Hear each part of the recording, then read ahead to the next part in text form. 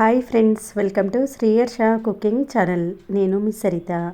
ఇవాళ మన రెసిపీ వచ్చి ఐరన్ పుష్కలంగా, ప్రోటీన్ పుష్కలంగా ఉన్న పాలకూర పన్నీర్తో కమ్మటి రైస్ రెసిపీ. పిల్లల లంచ్ బాక్స్లోకైనా ఇంట్లో ప్రతిరోజు ఒకే రకంగా తింటే పెద్దవారికి కూడా బోర్ కొడుతుంది. అలాంటప్పుడైనా ఇంటికి అనుకోకుండా గెస్ట్లు వచ్చినప్పుడు ఇలా సింపుల్గా చాలా టేస్టీగా ఉండే ఈ పాలక్ పన్నీర్ రైస్ని చేసి పెట్టి చూడండి. పిల్లలతో పాటు పెద్దవారు కూడా చాలా ఎంజాయ్ చేస్తూ ఇష్టంగా తింటారు. మరి ఆలస్యం చేయకుండా ఈ tasty and healthy palak paneer రైస్ను ఎలా చేయాలో చూసేద్దాం పదండి. దీనికోసం ఇక్కడ నేను లేతగా ఉన్న అప్రాక్సిమేట్లీ 150 గ్రామ్స్ వరకే పాలకూరను శుభ్రంగా కడిగి ఇలా కట్ చేసుకోండి. ఈ కట్ చేసుకున్న పాలకూరను స్టవ్ పైన ముందుగానే బౌల్ పెట్టి నీళ్లు పోసుకోండి. ఆ నీళ్లు కొంచెం వేడెక్కిన తర్వాత మనం కట్ చేసుకున్న పాలకూరను దీంట్లో వేయండి. తర్వాత ఒక అర టీ స్పూన్ వరకు సాల్ట్, పాలకూరలోని కలర్ మారకుండా ఉండడం కోసం అర టీ స్పూన్ వరకు షుగర్ వేసుకోవాలి.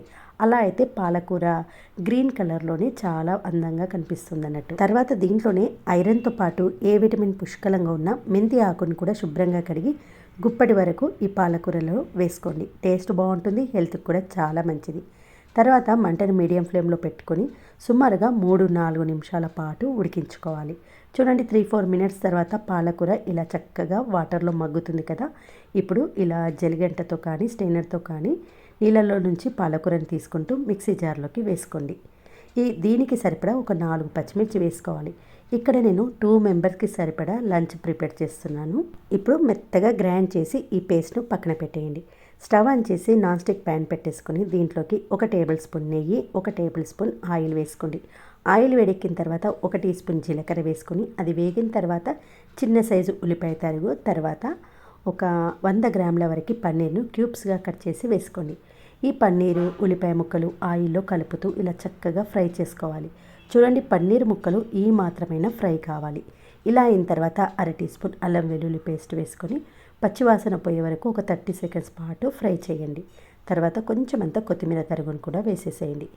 ఇలా పన్నీర్ ముక్కలకు అల్లం వెల్లుల్లి పేస్ట్ చక్కగా పట్టాలి. అలా అయితేనే టేస్ట్ బాగుంటుంది. తర్వాత మనము గ్రైండ్ చేసి పెట్టుకున్న పాలకూర పేస్ట్ను ఇందులోకి వేసేసి పచ్చిమిర్చిలోని ఘాటు పచ్చిదనం పోయే వరకు సిమ్లో పెట్టుకుని 1 నిమిషం పాటు కలుపుతూ ఫ్రై చేయండి.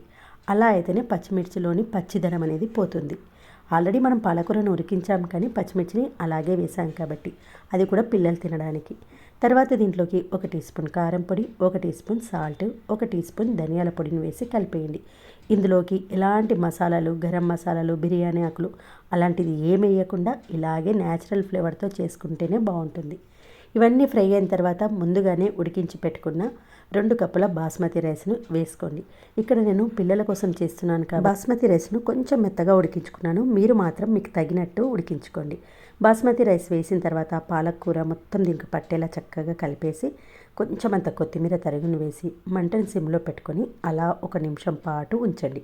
అలా అయితే పాలకూరలోని ఫ్లేవర్స్ అన్నీ ఈ రైస్కు చక్కగా పడుతుంది. ఇక్కడ మనము వేడివేడి రైస్ వేసాం కాబట్టి జస్ట్ 1 నిమిషం ఉంచితే సరిపోతుంది. ఒకవేళ మీరు మిగిలిపోయిన చల్లటి రైస్తో చేశారంటే కనీసం సిమ్లో ఒక 2-3 మినిట్స్ పాటు అయినా పట్టించాలి. అలా అయితేనే పాలకూర చక్కగా రైస్కి పడుతుంది. అంతేనండి. ఈ టైంలో స్టవ్ ఆఫ్ చేసి మూత పెట్టి ఒక 15 నిమిషాలు అలా అయితేనే రైస్ అనేది కరెక్ట్గా సెట్ అవుతుంది.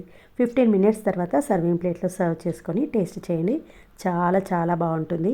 ఐరన్, విటమిన్స్, ప్రోటీను పుష్కలంగా ఉన్న ఈ పాలక్ పన్నీర్ రైస్ను ఇలా చేసి పెట్టారంటే పిల్లలు కూడా చాలా ఇష్టంగా తింటారు. లంచ్ బాక్స్లోకైనా ఇంట్లో రొటీన్గా కాకుండా ఇలా స్పెషల్గా చేయాలనుకున్నప్పుడు కూడా తప్పకుండా ఈ రెసిపీని ట్రై చేయండి. ఈ రెసిపీ నచ్చితే ఒక లైక్ చేసి మీ ఫ్రెండ్స్తో, రిలేటివ్స్తో షేర్ చేయండి. నా ఛానల్ను ఫస్ట్ టైం విజిట్ చేస్తున్న వారు please subscribe my channel. Okay friends, మరొక మంచి వీడియోతో మళ్ళీ కలుద్దాం. Thanks for watching.